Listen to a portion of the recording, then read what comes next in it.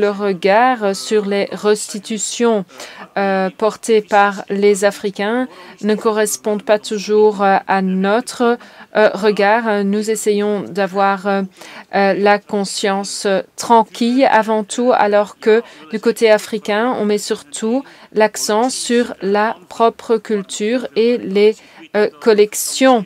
Je sais que le musée mise fortement sur la digitalisation, notamment avec sa nouvelle direction. On veut rendre les collections plus accessibles.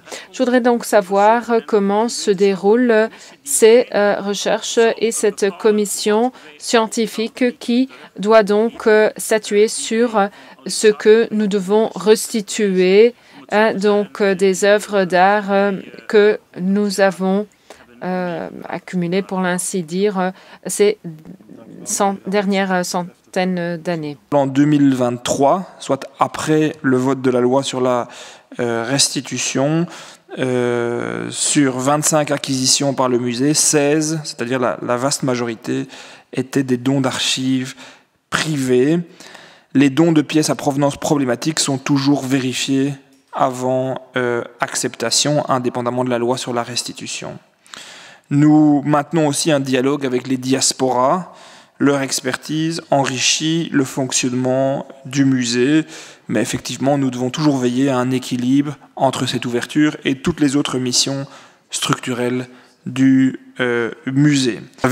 Concernant la loi, M. Rafitz, le suivi de l'accord bilatéral relève de la compétence de la ministre des Affaires étrangères.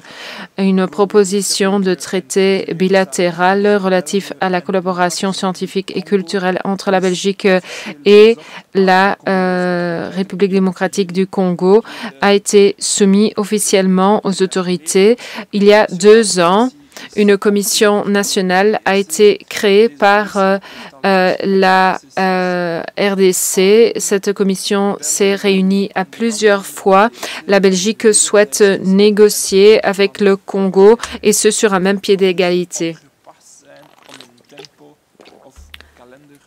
Vous leur imposer un calendrier ou un rythme de travail serait inapproprié. Cela étant dit, nous avons terminé nos travaux préparatoires.